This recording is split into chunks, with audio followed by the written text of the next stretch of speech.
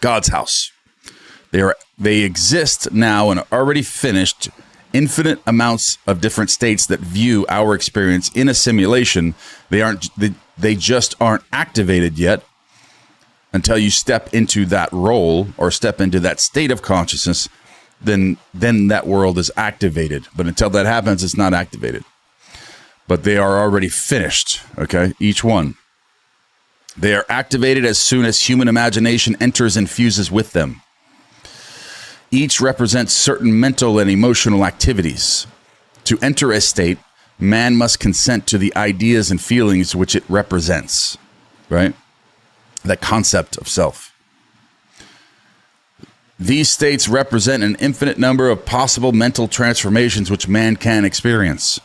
To move into another state or mansion necessitates a change of beliefs. Change of knowings, really, right? All that you could ever desire is already present and only awaits to be matched by your beliefs. All that you could ever desire is already yours. It's already present. It's only waiting for you to match it with your knowings or 100% beliefs. Okay. 100% belief is a knowing. All right. But it must be matched, for that is the necessary condition by which alone it can be activated and objectified. Matching the beliefs of a state is the seeking that finds, the knocking to which it is opened, the asking that receives. Matthew 7:8, Luke 11:10. Go in and possess the land. Exodus 6:4 and 8. The moment that man matches the beliefs of any state, 100% beliefs, to that state, he fuses with it.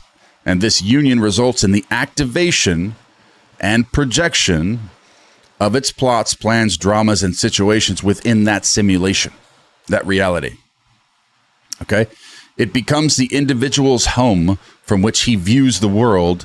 It is his workshop.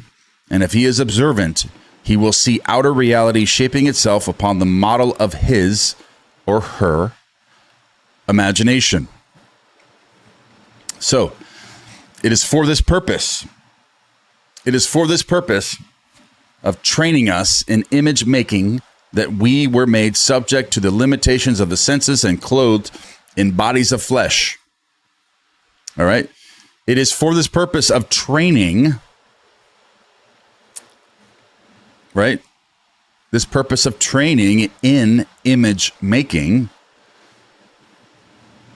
All right. Visualization, developing attention, creating real live events in our imagination, okay? That's the training process, okay? That we were made subject to the limitations of the senses and clothed in bodies of flesh. It is the awakening of the imagination, the returning of his son that our Father waits for. That's what the Bible was saying, okay? The creature, Romans 8:20, the creature was made subject to vanity, not willingly, but by reason of him who subjected it unto themselves. But the victory of the Son, the return of the prodigal, assures us that the creature shall be delivered from the bondage of corruption into the glorious liberty of the sons, children of God. Romans 8:21.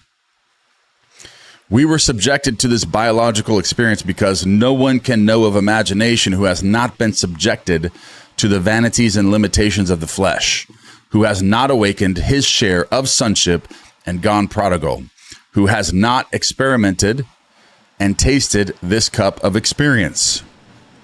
And fusion will continue until man awakes and a fundamental imaginative view of life has been reestablished and acknowledged as basic, a fundamental truth and power that you possess within your own imagination, states of consciousness.